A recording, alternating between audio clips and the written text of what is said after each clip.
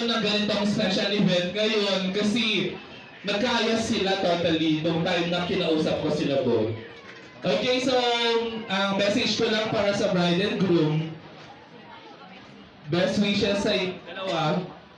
Alam kong later on, magkakapamilya na lang pa kayo, pero sana yung gala moments natin tuloy pa rin. Siyempre, madadagdagan na tayo ng isa kasi meron na si baby boy sa July, hopefully. Okay, so we pray for that, for a healthy baby ni Aina. Okay, so gusto ko din po tawagin yung isang friend namin na magme-message daw po. Umuwi pa from Manila, inabsenan ang 1 week para makapunta dito. So, tatawagin ko naman yung friend namin kasi meron daw siyang pinag-prepare na speech.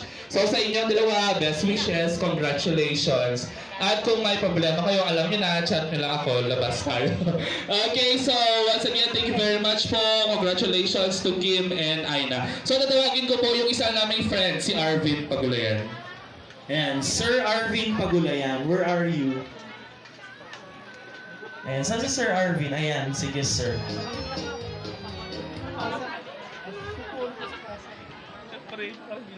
Ayan, after ni Sir Arvin, si Sir Jefferson naman. Sa gitna po kayo, sir.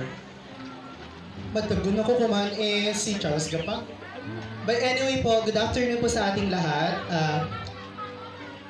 First of all, congratulations po sa ating newlywed, Aina and Kim. Gagawin ko lang po maiksi yung paliwanag kasi napapato, grabe. Kung ano pa, pahamak ka. The first time na makilala ko po si Aina is yun yung time na tatakbo po kami as sa Gunyang Kabataan. I'm not sure of the year, pero yun yung first time na na-build ko yung relationship ko with Aina.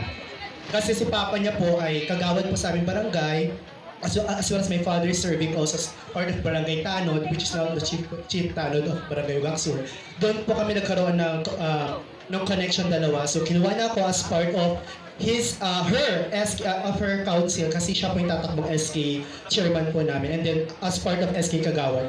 Unfortunately, hindi po nangyari natuloy yung pagtakbo namin before kasi I'm not sure of what happened. Pero ayun po, hindi natuloy.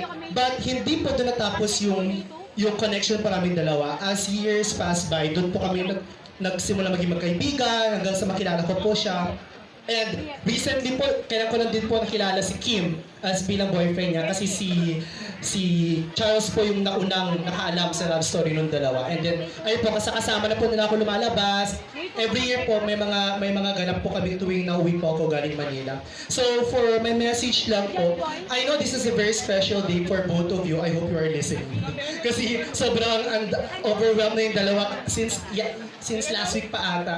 Sobrang busy ng dalawang to, pero may message is sana mag-grow yung kung ano yung nasimulan nyo. Kumbaga parang sa tinanim, mas mag-grow pa siya, mas bubunga pa siya ng maraming fruits. Kasi yung fruits na yun yung magiging magpapakita kung gaano kayo katatag bilang mag-asawa. And to baby boy na lalabas very very soon, I hope maging healthy.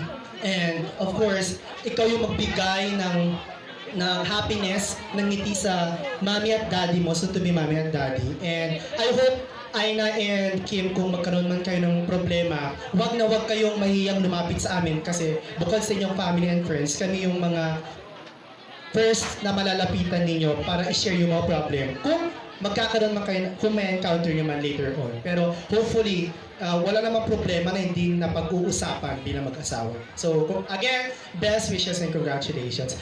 Sir, singit ko na, last na. Yung isang galing din ng Manila na babiyahe din mamayang gabi, Nicole. Kaibigan din to ni Aina. Oh, sige, Ma'am Nicole. Sulitin na natin to minsan-minsan lang yun. Ayan. Thank you, Ma'am Nicole. Alam nyo kayo, mga budol kayo eh. I-interview ko pa sana kayong lahat-lahat. Ayan, sige. Good afternoon, everyone.